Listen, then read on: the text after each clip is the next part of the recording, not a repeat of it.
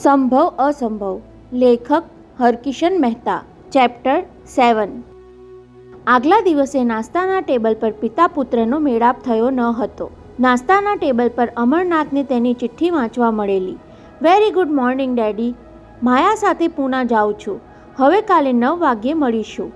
એટલે જ બીજા દિવસે બ્રેકફાસ્ટની શરૂઆત પૂના પ્રકરણથી થઈ. વેવાણને મળી આવ્યો આનંદ. વેવાણ. આનંદ ડેડીની સામે જોઈ રહ્યો. સગપણની બાબતમાં એને ક્યારેક ગૂંચવણ થઈ જતી. કાકા કાકી કે મામા મામી સિવાયના અટપટા સગપણમાં કોને શું કહેવાય એ તેને બહુ સમજાતું નહીં. કોને મળી આવવાનું પૂછો છો ડેડી?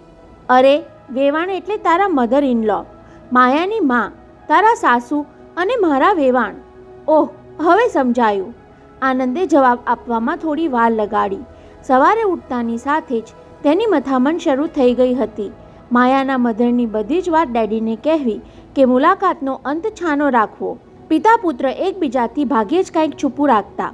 તેમાંય પૂછપરછ થાય ત્યારે જવાબ ઉડાવી દેવાનું ક્યારેય બનતું નહીં. સાસુ તને કેવા લાગ્યા? અમરનાથે સહજ ભાવે પૂછ્યું. લાગવા જોઈએ એવા જ લાગ્યા. એમના ગાનપણના અર્થમાં તું આમ કહે છે આનંદ? નહીં ડેડી, માતૃત્વના અર્થમાં, આનંદે સ્પષ્ટતા કરી. એમને જોઈને કોઈને પણ પોતાની માં યાદ આવી જાય. હું પગે લાગ્યો કે તરત જ શુકનનો ₹1 મારા હાથમાં ધરી દીધો. રાજી થઈને મને આશીષ આપી.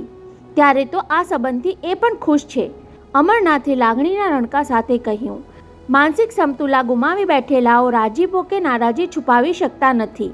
આપણે એમને લગ્નમાં બોલાવીએ તો એ વધારે ખુશ થશે. એનો આધાર તો એ દિવસમાં એમની માનસિક હાલત કેવી હશે એના પર રહે છે ડેડી. અગાઉ માયા સાથે પૂના ગયેલો ત્યારે હું એમને મળી શક્યો ન હતો. ત્યાંના ડૉક્ટરોએ ન મળવાની સલાહ આપેલી. અમુક દિવસે એમનો મિજાજ બહુ ઉગ્ર રહે છે. કહી લીધા પછી આનંદને થયું કે પોતે બહુ લાંબો ખુલાસો કરી નાખ્યો. અમરનાથે પોતાનો ઈરાદો જાહેર કરીને એને ભડકાવ્યો. વેવાણ આવી શકે નહીં, પણ એમને લગ્નનું નિમંત્રણ આપવા માટે મારે પૂના તો જવું જ જોઈએ. ત્યારની વાત ત્યારે. આનંદે ટૂંકમાં પતાવા સૂઝ્યા એ શબ્દો ઉચ્ચારી નાખ્યા. પણ અમરનાથ આટલેથી વાત આટોપવા માંગતા ન હતા. મને એક વિચાર આવે છે આનંદ. એમની ટ્રીટમેન્ટ સારી રીતે થાય એટલા માટે એમને આપણે મુંબઈ લઈ આવીએ તો કેમ? મને તમારા જેવો જ વિચાર આવેલો. આનંદથી આપોઆપ પડઘો પડાઈ ગયો. પણ માયા કદાચ આ પ્રસ્તાવ માન્ય નહીં રાખે. એ તું મારા ઉપર છોડી દે. અમરનાથને ફેસલો કરવામાં વિલંબ ગમતો નહીં. માયાને હું મનાવી લઈશ. જરૂર લાગશે તો જાતે પૂના જઈને હું એમને અહીં લઈ આવીશ. મારો પ્રસ્તાવ એ ટાળશે નહીં. નહીં ડેડી, તમારા જવાથી વાત વધુ વણસી જશે. આનંદે ના છૂટકે કહેવું પડ્યું. તમારા માટે દયાબહેનના મગજમાં પૂર્વગ્રહની ગાંઠ બંધાઈ ગઈ છે. મારા માટે? અમરનાથે આંચકો અનુભવ્યો. આનંદ, તું પાગલ જેવી વાત કરે છે. દયાબહેને મને ક્યારેય જોયો નથી. મારા વિશે કોઈએ એમને કાન ભંભેરણી કરી હોય એ શક્ય નથી. તો પછી પૂર્વગ્રહની ગાંઠ બંધાય કેવી રીતે? કડવી વાત ઉચ્ચારતા પહેલાં આનંદે ચાના કપમાં 1 ચમચી ખાંડ નાખી. ડેડી, પહેલાં તો દયાબહેને માયાને આવું સાસરું મળ્યું એ માટે હરખ ઠાલવ્યો. પછી પૂછપરછ કરવા માંડી કે તારી નણંદ કેવી છે, આનંદને ભાઈઓ કેટલા છે, સાસુ વિશે પૂછ્યું. પણ માયાએ જણાવ્યું કે ઘરમાં વિધુર સસરા સિવાય સાસરિયામાં બીજું કોઈ નથી. ત્યારે જાણે દુખતી નસ કોઈએ દબાવી હોય તેમ એમણે મગજ પરનો કાબુ ગુમાવી દીધો. ન બોલવા જેવું ઘણું બધું બોલી ગયા. અમરનાથે પુત્રની આંખમાં આંખ મેળવીને તેનું અંતર વાંચી લેવાની કોશિશ કરી. પણ આનંદે ચાના કપમાં ચમચી હલાવવાને બહાને નજર ઢાળી દીધી હતી. ન બોલવા જેવું એ કાંઈ બોલી ગયા હોય એ બધું જ મારે સાંભળવું છે આનંદ. સાંભળીને આનંદે નજર ઊંચી કરી. પિતાના હાવભાવમાં આજ્ઞા સાથે આજે જીપન વંચાઈ. હવે કડવી ફરજ બજાવ્યા વિના નહીં ચાલે. ડેડી, દયાબહેનના સસરાએ વિદુર હતા. માયાની માને એવો ભ્રમ હતો કે સસરાએ તેમની દાનત. આનંદ, અમરનાથે તેને અધવચ્ચે અટકાવ્યો. મારે કારણ નહીં, દયાબહેનનું કથન સાંભળવું છે. શું કહ્યું એમણે? ત્યારે આનંદે ઊંડો શ્વાસ લેવો પડ્યો. એમણે માયાને કહ્યું કે પરણીને તરત જ જુદી થઈ જજે. સસરાની સાથે એક જ ઘરમાં રહીશ તો મારી જેમ પાગલ થઈને તારે પણ અહીં આવવું પડશે. આનંદે માનેલું કે પિતાનો રોષ ભભૂકી ઉઠશે. તેને બદલે એમનો નિશ્વાસ જ સંભળાયો. મીરાના મૃત્યુ પછી આનંદના દાદાએ પોતાને ફરી પરણવા કેટલી મથામણ કરી હતી. 4-5 વર્ષના પ્રયત્ન પછી થાકી હારીને એમણે હાથ ઊંચા કરી લેતા કહેલું, અમર, મૃત પત્ની પ્રત્યેનો અનહદ પ્રેમ કદાચ તને કેટલાકની નજરે ગૌરવ અપાવશે, પણ સમાજ તેનો સીધો અર્થ નહીં કરે. ભીષ્મ પ્રતિજ્ઞા જેવા તારા આ સંકલ્પ અંગે લોકો જાત જાતની કલ્પના જ કરતા રહેશે. આનંદના ઉછેર માટે રાખેલી ગવર્નેસ રૂબી નિર્મળ પ્રેમથી પોતાના તરફ ખેંચાઈ હતી. આનંદને સગી માની મમતાથી સાચવતી. તેના મનનો ભ્રમ ભાંગી નાખવા માટે પોતે નિર્દયપણે કહેવું પડેલું, રૂબી, સાચે સાચ આનંદની માં બની જવાના મનસૂબા નહીં ઘડતી. હવે મારા જીવનમાં બીજી કોઈ સ્ત્રી માટે સ્થાન રહ્યું નથી. ત્યારે રૂબીની આંખમાં આંસુ ઉભરાઈ આવેલા. ક્યાંય સુધી રડતી રહ્યા પછી એની આંખોમાંથી આગના તણખા ઝર્યા હતા. સર, સાચે જ મારો ભ્રમ ભાંગી ગયો. હું આપને એક પવિત્ર પુરુષ માની બેઠી હતી. હવે લાગે છે કે એક જ વર્ષના લગ્ન જીવનમાં તમારામાં રહેલો પુરુષ મૂર્છા ખાઈ ગયો. તમારા ચહેરાને મળતું સંતાન ન હોત તો કદાચ હું જુદી જ કલ્પના કરત કે તમે પુરુષમાં નથી, કહીને રૂબી બીજા દિવસથી આવતી બંધ થઈ ગઈ હતી. ત્યારે પહેલીવાર ફરી ન પરણવાના સંકલ્પની સચ્ચાઈ વિશે પોતે બહુ મંથન કરવું પડેલું. હવે પાગલ દયાબહેને દીકરીને આપેલી શિખામણે પોતાને વિચારમાં નાખી દીધા. પિતાની ખામોશીએ આનંદની અકળામણ વધારી મૂકી. ડેડી, તમારી જેમ હું દયાબહેનના શબ્દો સાંભળીને અપસેટ થઈ ગયો હતો, પણ માયા ગજબની સમજદાર નીકળી. તેણે તો મને એટલી હદ સુધી કહ્યું કે મારી માં ગાંડી ન હોત અને આવી શિખામણ આપી હોત તોય હું એના પર એક પળ સુદ્ધા વિચાર ન કરત. ડેડી, માયા કદી જુદા રહેવાનો વિચાર નહીં કરે. એ આપણને અલગ કરવા નહીં, આપણી વચ્ચે કડી બની રહેવા આ ઘરમાં આવવાની છે. માયાની મને ચિંતા નથી. અમરનાથે ઝડપભેર ચા પીવા માંડી. હું બીજો જ વિચાર કરતો હતો. 2 મહિના પછી મેરેજ માટે તું અને માયા સંમત છો ને? પણ આટલા જલ્દી મેરેજ? હવે આ ઘરમાં સ્ત્રી વગર સૂનું લાગે છે. અમરનાથે નિખાલસપણે કહ્યું, તું માયાને પૂછી રાખજે. આપણે તૈયારી કરવા માંડીએ. બરાબર એ જ વખતે ઘડિયાળમાં 9:30નો ટકોરો પડ્યો. અમરનાથ ચાનો છેલ્લો ઘૂંટડો ગટગટાવી ગયા. ઊભા થતાં કાંઈક યાદ આવ્યું હોય તેમ પાઇપ સળગાવીને કહ્યું, એક વાત કહેવાની તો રહી જ ગઈ. કાલે રીટાનો ઓફિસ ફોન આવ્યો હતો. આનંદે ચોંકીને ડેડી સામે જોયું. પાઇપમાંથી નીકળતા ધુમાડા એને આગની જેમ જ્વાળા જેવા લાગવા માંડ્યા. રીટાએ શું કામ ફોન કર્યો હશે? ફોન કરવાનું એનું કારણ બહુ વિચિત્ર લાગ્યું. આનંદ, એ આપણી કંપનીમાં કામ કરવા માંગે છે. આનંદને હસવું આવી જાત, પણ એ હસી કાઢવા જેવી વાત ન હતી. રીટા આપણી કંપનીમાં, અને એ પણ સર્વિસ કરવા? હા આનંદ, ફોન પર જ એણે મને બોસ બનાવી દીધો. પર્સનલ સેક્રેટરીની પોસ્ટ ખાલી છે. એ કોણ જાણે ક્યાંથી એને જાણી લીધું. મારી આનાકાની કાને ધર્યા વગર તેણે જાતે જ એ પોસ્ટ પડાવી લેતા કહ્યું કે કાલે સવારે 10 વાગ્યે હું આપની સેવામાં હાજર થઈ જઈશ. આનંદ અવાક બની ગયો. રીટાએ સાવકીમાં બનવાનો પડકાર ફેંક્યો ત્યારે પોતે માનેલું કે એ આઘાતના આવેગમાં બોલી ગઈ હતી. તેને બદલે બોલેલું પાડી બતાવવા માટે આટલી ઝડપે ચાલવા માંડી. આનંદ, મને હતું જ કે રીટાનું આ પગલું તને નહીં જચે. અમરનાથે ધરપત આપવાની ઢબે કહ્યું, મને એ જચ્યું નથી, પણ એ છોકરી મનસ્વી છે. થોડા દિવસમાં જ તેનું ફટકી જશે. આપણી કંપનીમાં કામ કરવાનું તેને ફાવે નહીં. તોય આનંદ ચૂપ રહ્યો. એટલે અમરનાથે ઉમેરવું પડ્યું, કેમ તું ઊંડા વિચારમાં પડી ગયો? હું વિચારતો હતો કે આજકાલમાં ઓફિસના કામે લાગી જાઉં. આનંદે ખચકાટ સાથે કહ્યું, MAનું રિઝલ્ટ ગમે તે આવે એની રાહ જોવાની શી જરૂર? ના આનંદ, ના, હું તને હજુ 4 મહિના તો બિઝનેસની જંજાળમાં નહીં પડવા દઉં. હમણાં તો તારું સગપણ થયું. પરણ્યા પહેલાંના અને પરણ્યા પછીના 2 મહિના તો તારે આ જંજાળમાંથી મુક્ત રહેવું પડશે. નો ડિસ્કશન ઓન ધેટ, કહીને એમણે જવા માટે પગ ઉપાડ્યા.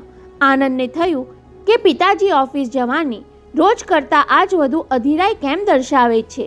શું રીટા આવવાની છે એટલે? પણ આવો બેહુદો વિચાર કરવા માટે તેણે જાતને ટપારી. કદાચ રીટા મન ફાવે તેમ વિચારતી હશે. ડેડીનો એમાં શો દોષ? જસ્ટ અ મિનિટ ડેડી, તેણે અમરનાથની સીડી ઉતરતા રોક્યા. તમે માનો છો તેમ રીટા થોડા દિવસમાં થાકી કંપની છોડી નહીં જાય. એનો ઈરાદો કંઈક જુદો જ છે. ઈરાદો?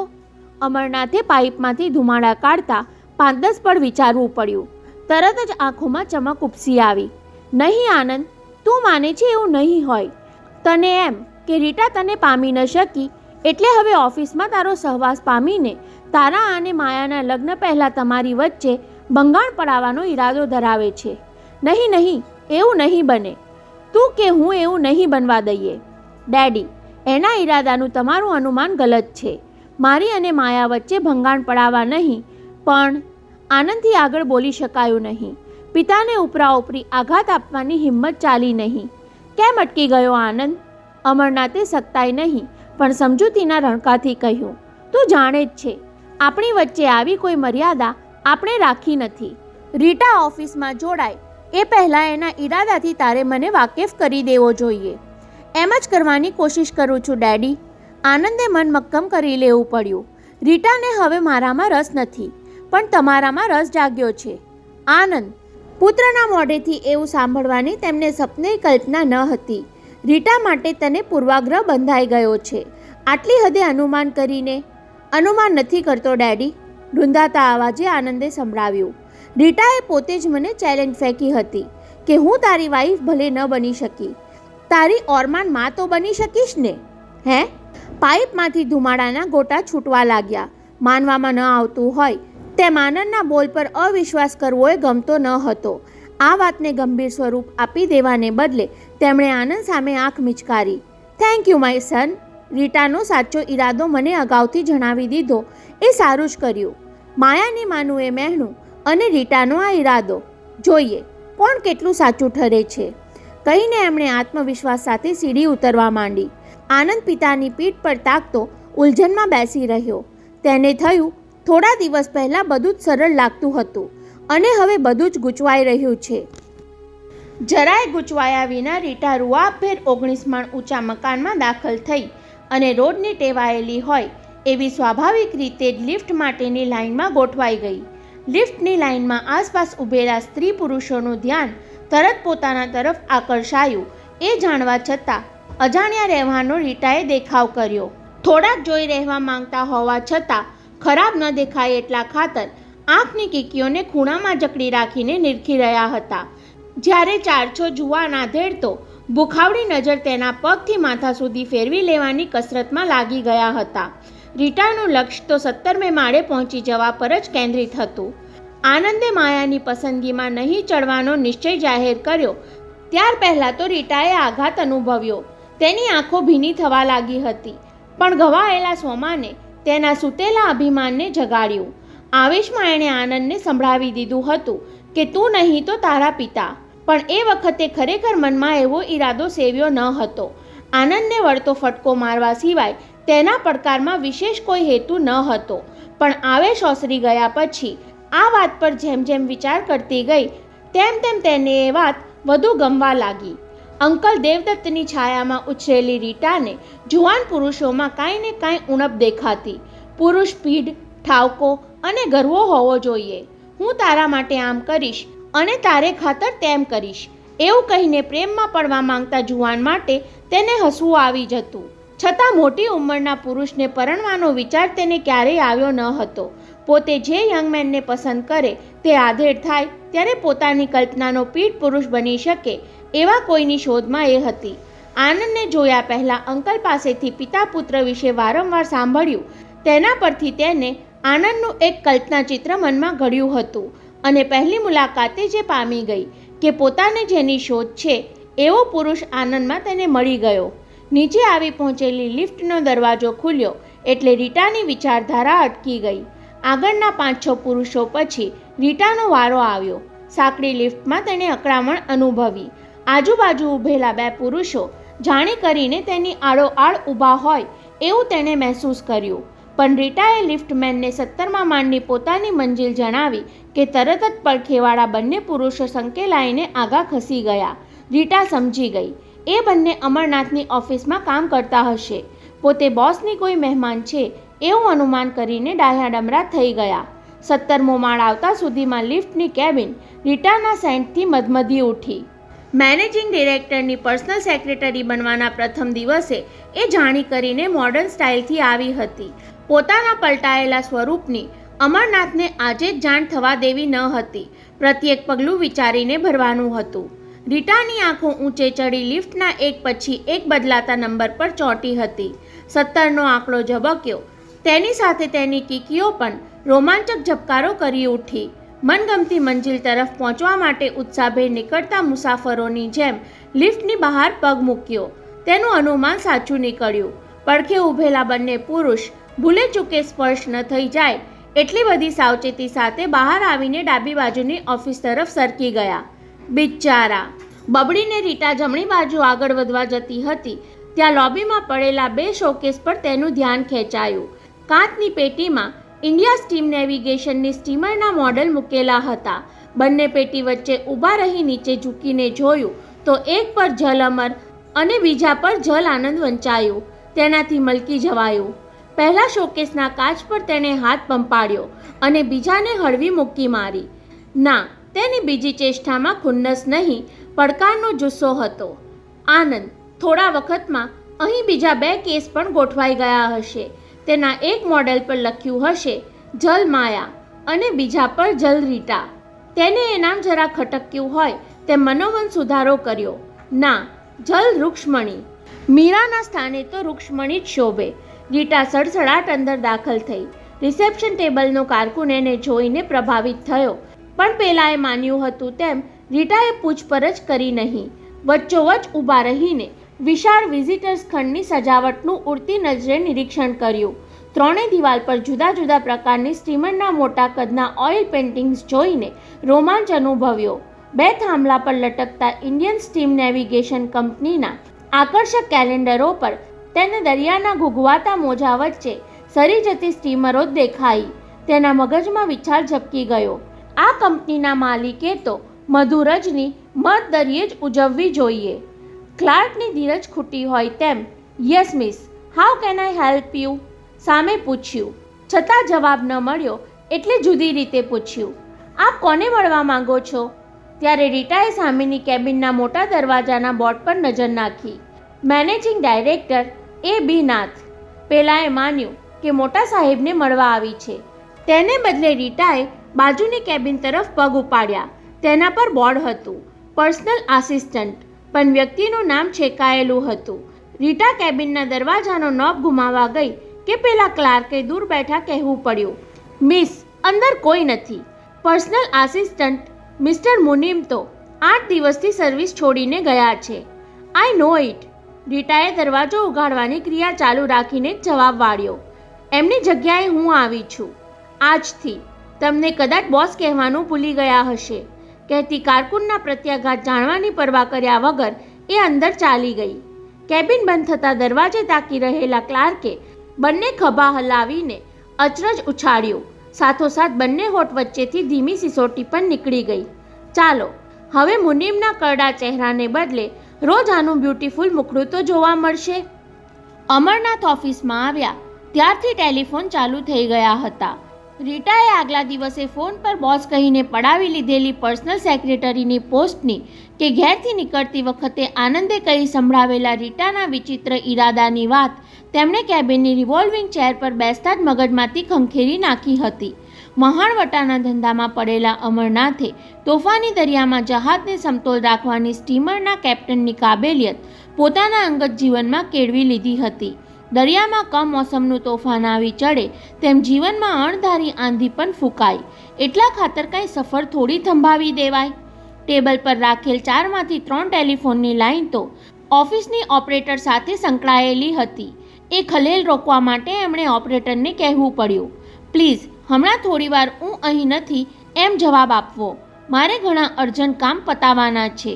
સૂચના આપીને એમણે આદત મુજબ પર્સનલ સેક્રેટરીને બોલાવવા બેલ દબાવી અને દબાતાની સાથે જ તેમને ખ્યાલ આવ્યો કે અડધા કલાકમાં એમણે બીજી વાર આ ભૂલ કરી હતી. સેક્રેટરીની કેબિન તો અઠવાડિયાથી ખાલી પડી હતી. તેનું ટેમ્પરરી કામ ઉપાડી લેનાર બીજા માણસને બોલાવવા માટે એ પ્યુનની ઘંટડી મારવા જતા હતા. ત્યાં આ શું? Yes boss. બાજુની કેબિનને જોડતો વચ્ચેનો દરવાજો ઉઘાડી રીટા હાથમાં પેડ અને બોલપેન લઈને હાજર થઈ ગઈ. ધીમા પગલે નજીક આવતી રીટાને અમરનાથ પહોળી આંખે તાકી રહ્યા. એ વધુ સ્માર્ટ દેખાતી હતી. ટેબલની લગોલગ આવીને અદબથી ઊભી રહી ગઈ. આપે મને યાદ કરી બોસ? અરે, હું તો સાવ ભૂલી જ ગયો હતો. અમરનાથે હળવું હસીને આશ્ચર્ય છુપાવી દેવું પડ્યું. તે તો ખરેખર પર્સનલ આસિસ્ટન્ટની જગ્યા લઈ પણ લીધી. તો શું આપ મજાક માની બેઠા હતા? રીટાએ સ્મિત છલકાવ્યું. હા, આજે પહેલો દિવસ હોવાથી હું 10 મિનિટ લેટ પડી. પર્સનલ સેક્રેટરીએ તો બોસની પહેલાં જ હાજર થઈ જવું જોઈએ. રીટા, પહેલાં તો તારું આ બોસ અને આપ બંધ કર. તું ફેમિલી મેમ્બર જેવી ગણાય. તારા માટે આવી ફોર્માલિટી નહીં, ડિસિપ્લિન, રીટાએ અદબથી કહ્યું. યુ આર માય બોસ અને I am your very personal secretary. છતાંય અમરનાથ મજાકમાં હસ્યા. રીટા, તું આટલી બધી સિરિયસ છે? કઈ બાબતમાં બોસ? શિપિંગ કંપનીમાં તને કરિયર બનાવવા જેવું શું દેખાયું એ તો પછી કહીશ, પણ જે સ્થાન પર પહોંચવા માંગુ છું ત્યાં પહોંચવાના બધા જ પ્રયાસ કરી છૂટીશ. કયું સ્થાન રીટા? અમરનાથે અજાણ્યા થઈને પૂછ્યું. તારે ક્યાં પહોંચવું છે? રીટાએ અમરનાથ શેઠની છાતીના ડાબા હાથ પર નજર સ્થિર રાખી પણ કહ્યું નહીં કે તમારા હૃદય સુધી પહોંચવું છે મારે. તેને બદલે સિફતથી વાત વાળી લીધી. આપે મને શું કામ બોલાવી હતી એ તો કહ્યું નહીં. તું બેસ. સામેની ખુરશી તરફ હાથ દર્શાવીને અમરનાથે કહ્યું. હજુ આજે તારો પહેલો જ દિવસ છે. હું મુનિમના મદદનીશને બોલાવી આજની મીટિંગનું કામ સોંપું છું. ઓહ, મીટિંગ! રીટાએ ખુરશી પર બેસવાને બદલે ઊભા રહીને જ કહ્યું. બોર્ડ ઓફ ડાયરેક્ટરની મીટિંગ સાંજે 7 વાગે રાખી છે. એના પેપર્સ ટાઈપ કરીને ફાઇલમાં તૈયાર રાખ્યા છે. કહેતીએ પોતાની કેબિન તરફ જતી હતી પણ અમરનાથે રોકી પાડી. Just a minute Rita. પગ મૂકતાની સાથે જ તે તો કામગીરી ઉપાડી લીધી. ઉપાડી જ લેવી પડે ને, કહેતીએ સહેજ અટકી. પછી અવાજમાં ખાસ લહેકો લાવીને ઉમેર્યું. નહીતર આપ મને બિનઅનુભવી કહીને સર્વિસમાંથી રજા આપી દો. અમરનાથ તેની સામે ટગર જોતા રહ્યા એટલે રીટાએ કામની વાત આગળ વધારી. આજની મીટિંગનો એજન્ડા તો આપને યાદ હશે જ. કંપનીએ 4.5 કરોડની કોસ્ટમાં ટોક્યોમાં શિપ બાંધવાનો ઓર્ડર આપ્યો છે. તે એસ્ટિમેટમાં 0.25 કરોડનું ખર્ચ વધારે આવશે. તેની બોર્ડને જાણ કરવાની છે. કમાલ છે. અમરનાથ મનમાં જ બોલવા માંગતા હતા પણ એ ઉદ્ગાર રીટાના કાન સુધી પહોંચી ગયો ત્યારે પોતાની 5 દિવસની જહેમત ફરતી દેખાઈ. નોકરી છોડી ગયેલા મિસ્ટર મુનિમ પાસેથી કલાકો સુધી બેસીને કંપનીની તેમજ અમરનાથ બોસની મેળવેલી માહિતીએ પહેલવહેલી ઇમ્પ્રેશન સચોટ પાડી. પરંતુ હમણાં અમરનાથને આ સિક્રેટની જાણ થવા નથી દેવી. એ ભલે તર્ક લડાવતા રહે. અમરનાથના મનમાં ચાલતી ગળમથલ હોઠ પર આવતા આકાર લેતી હતી કે રીટા, સાચું કહેજે, આટલી બધી જાણકારી તે ક્યાંથી મેળવી લીધી? પણ પૂછવાનો ચાન્સ ન મળ્યો. એમનો ખાનગી ફોન રણકી ઉઠ્યો. ફરજ રૂપે રીટા ફોન તરફ સરકી પણ એ પહેલાં અમરનાથે જ રિસીવર ઉંચકી લીધું. હલો, અમરનાથ સ્પીકિંગ કહેતા અટકી ગયા ત્યારે એમની આંખોમાં રીટાને અણધાર્યો ચમકારો દેખાયો. અવાજનો રણકોય બદલાઈ ગયો. માયા, કમાલ છે. તું ફોન પર આમ અચાનક ટપકી પડી. એનીવે, મને બહુ જ ગમ્યું. પહેલીવાર તારો મીઠો અવાજ ભૂંગળામાંથી સાંભળવા મળ્યો. કોણ? આનંદ? ના માયા, આનંદ અહીં મારી સાથે હોય કે તારી સાથે? એને હજુ મેં બિઝનેસમાં પગ ક્યાં મૂકવા દીધો છે? નહીં, ઓફિસમાં એ મને મળવા ભાગ્યે જ આવે. બોલતાએ માયાને સાંભળવા થોડું રોકાયા ત્યારે ખ્યાલ આવ્યો કે રીટા હજુ ઊભી જ છે. હાથના સંકેતથી તેની ખુરશી પર બેસી જવા આગ્રહ નહીં, દબાણ કર્યું ત્યારે પેલીએ બેસવું પડ્યું. હું નીકળ્યો ત્યારે તો આનંદ ઘેર જ હતો. ત્યાં નથી તો તને મળવા જ નીકળી ગયો હશે.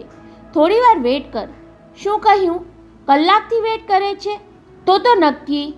કહીને અટક્યા. રીટા સામે લુચ્ચાઈ ભર્યું હસી લીધું. સામેના છેડે અધીરી બનેલી માયાએ 2 વાર પૂછવું પડ્યું. નક્કી શું ડેડી? કહો ને જલ્દી. નક્કી તમારા બંને વચ્ચે ઝઘડા જેવું કંઈક થયું હશે. રીટાને ગમત પડે એવી શૈલીમાં એ બોલ્યા. માયા, મને એ ગમ્યું. 2 માણસો 10-12 કલાક સાથે ને સાથે જ રહે છતાં કોઈ જાતની તકરાર ન થાય એ તો ભાઈ આપણા માનવામાં ન આવે. સામેથી મૌન ટકરાયું એટલે ઉમેર્યું. શરમાઈ ગઈ ને? મને તારું શરમાવું બહુ ગમે છે. બરાબર આનંદની મધર જેવું શરમાય છે તું. નહીં, ફોન કટ ન કરતી. એક અગત્યની વાત કહેવાની છે. આઈ મીન તારા મારફત તારા મામાને કહેવડાવવાની છે. મેં જ્યોતિષી પાસે લગ્નના મુહૂર્ત કઢાવી રાખ્યા છે. કહેતા કહેતા કોટના ખિસ્સામાંથી કાગળની ચબરખી કાઢી. ચોખ્ખું મુહૂર્ત આવે છે સપ્ટેમ્બર 18મીના રવિવારે. તું સાંભળે છે ને માયા? તો મામાને પૂછી રાખજે, તૈયારી માટે ટાઈમ જોઈશે ને. પણ માયાએ જવાબ આપવાને બદલે ફોનનું કનેક્શન કાપી નાખ્યું. મરક મરક હસતા અમરનાથે રિસીવર મૂકી દીધું. માયા સાથે કરેલી વાત વાગોળવામાં એ થોડીવાર મશગુલ રહ્યા ત્યારે રીટાએ પૂછ્યું, તમે જ્યોતિષમાં માનો છો બોસ? હાસ તો, જ્યોતિષ વિદ્યાના સાચા જાણકારને જરૂર માનું છું, કહેતા તરત ઉમેર્યું, આવી ઘણી બાબતમાં હું જૂનવાણી છું એ જાણીને કદાચ તને હસવું આવશે. નહીં, આ બાબતમાં તો હસવું નહીં જ આવે. રીટાએ તેમને ચમકાવ્યા. હું એમાં માનું છું. હજુ અઠવાડિયા અગાઉ એક જ્યોતિષીએ મારા ભવિષ્યની ચોંકાવનારી આગાહી કરી સંભળાવેલી. કદાચ એ ચોંકાવનારી હશે એટલે તે માની લીધી હશે. ના, ન માનવા જેવી વાત છે, છતાં મેં માની લીધી, કહીને હળવેકથી ઉમેર્યું, તમે સાંભળશો તો જરૂર ચોંકી ઉઠશો. અમરનાથને આ પ્રસ્તાવમાં કંઈક ચાલાકી લાગી એટલે સામે ચાલીને પૂછવાનું ટાળ્યું. પણ રીટા એમ અધૂરી વાત છોડવા નહોતી માંગતી. એ જ્યોતિષીએ શું કહ્યું ખબર છે? કહીને બોલી નાખ્યું. એના કહેવા પ્રમાણે મને સેકન્ડ હેન્ડ. બોલતા બોલતા તેણે જીભ કચરી. સોરી, સેકન્ડ મેરેજવાળો હસબન્ડ મળશે, કહીને રીટા અને સાંભળીને અમરનાથ બંનેને એકી સાથે ખડખડાટ હસવું આવી ગયું. રીટા, આવી આગાહી કરનાર જ્યોતિષીને તે સેન્ડલ ન ફટકાર્યું?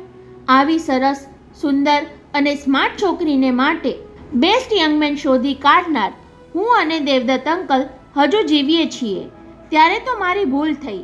શું હું તો એને 100 રૂપિયા ફી વધુ આપી આવી. રીટા મરક મરક હસતી બોલી ગઈ. એ જ વખતે ઇન્ક્વાયરી ક્લાર્કે ઇન્ટરકોમ પરથી ખલેલ પહોંચાડી.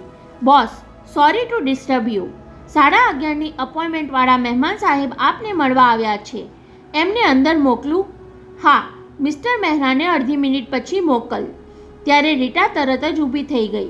એ મહેમાન સાહેબ સાથેની વાટાઘાટની ફાઇલ હું પ્યુન સાથે મોકલાવું છું, કહેતા તેણે પોતાની કેબિન તરફ જવા 4 પગલાં ભર્યા. પણ અમરનાથ પહેલી જ ચાલમાં હારી જવા માંગતા ન હતા. 1 સેકન્ડ રીટા, કહીને ઊભી રહે ત્યાં સુધી રાહ જોઈ. રીટાએ પીઠ ફેરવી એટલે એમણે પૂછ્યું, તું જે જ્યોતિષીને મળી આવી એનું નામ શું? નામ તો હજુ મેં કહ્યું જ નથી.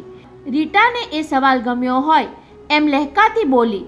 હવે પૂછો છો એટલે કહું, મેં બરાબર યાદ રાખ્યું છે.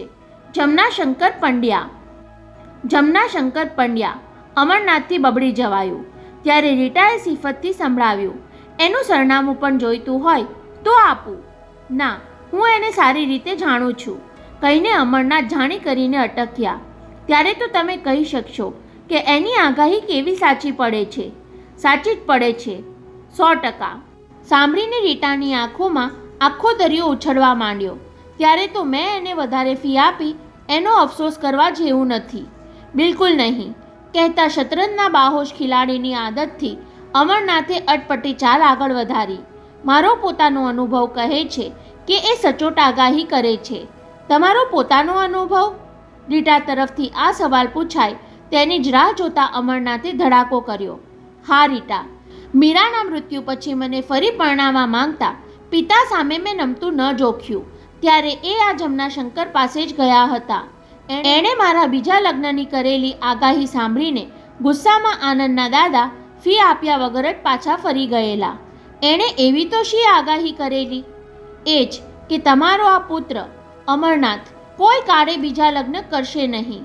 સાંભળતા જ રીટાના માથા પર જાણે વીજળી પડી. ઘડી પર જાણે જળ બની ગઈ. તેને સજાગ કરવા માટે ધારદાર સ્મિત ફેંકીને અમરનાથે કહ્યું, બોલ, હવે તો તને આ જ્યોતિષી સચોટ લાગે છે ને? એની આગાહીને આજે 20 વર્ષ વીતી ગયા, છતાં હું... એમનું એ વાક્ય અધૂરું જ રહ્યું, કારણ કે મિસ્ટર મહેરાએ કેબિનનું બારણું ખોલી નાખ્યું હતું અને રીટાને ધક્કો લાગ્યો હોય તેમ એ પોતાની કેબિનમાં ધકેલાઈ ગઈ.